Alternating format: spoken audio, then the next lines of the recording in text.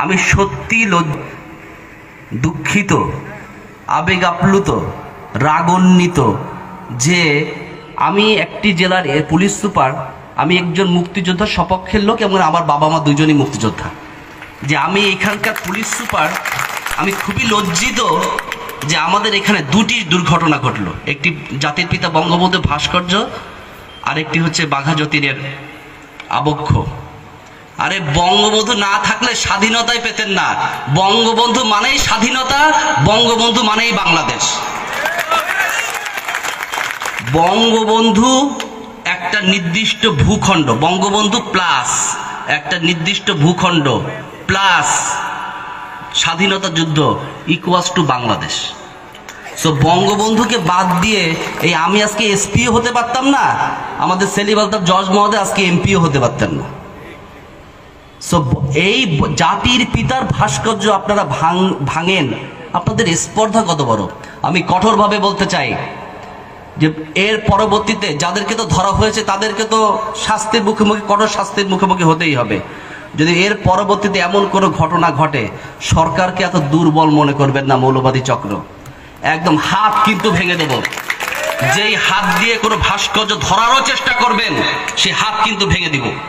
সরকারকে এত হালকা ভাবার কিন্তু কিছু নাই। আমার পরিবারের পড়ালেখা কিছুই জানে না, গবেট, সেটাকে আমি মাদ্রাসায় পাঠাই, বেশিরভাগ ক্ষেত্রে কিন্তু এরকম। আরেকটা শ্রেণীকে মাদ্রাসায় পাঠাই, এই যে আমাদের দরিদ্র মানুষরা, যে যারা মনে করি যে ওই ছেলেটাকে মাদ্রাসায় পড়াইলে মনে আমি বেসতে চলে যাব। আপনার ছেলেকে মাদ্রাসায় পড়ায় কিন্তু আপনি বেসতে চাইতে পারবেন না। ওই ছেলে যদি কুলাঙ্গার হয়, আর ওই ছেলে যদি আপনার মৃত্যুর পরে রব্বির হামহুমা কামা রাব্বায়ানি সাগীরা না বলে, তাহলে আপনি কি বেঁচে যাইতে পারবেন? পারবেন না।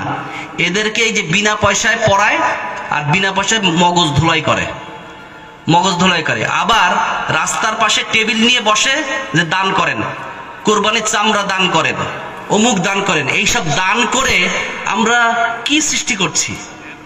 আমাদের টাকায় চলে, আমাদের জমিতে থেকে বাংলাদেশে অবস্থান করে আপনি বাংলাদেশের বিরুদ্ধে কথা বলবেন? এটা কি কেউ মানবেন? এখানে যারা আছেন মানবেন? আপনি যদি বাংলাদেশের সংবিধান, বাংলাদেশের আইন না মানেন, আপনার কাছে তিনটে অপশন আছে। এক অপশন উল্টাপাল্টা করবেন, হাত ভেঙে দিব, জেল খাটতে হবে। দ্বিতীয় অপশন হচ্ছে গিয়ে একেবারে চুপ করে থাকবেন, বাংলাদেশের ইতিহাস, বঙ্গবন্ধু স্বাধীনতা নিয়ে কোনো প্রশ্ন করতে পারবেন না, চুপ করে নিজের জীবন যাপন করবেন। আর 3 নম্বর হলো, যদি আপনার বাংলাদেশ পছন্দ না হয়, তাহলে you are welcome to go your পেয়ারা পাকিস্তান। আপনি আপনার পেয়ারা পাকিস্তানে চলে যান।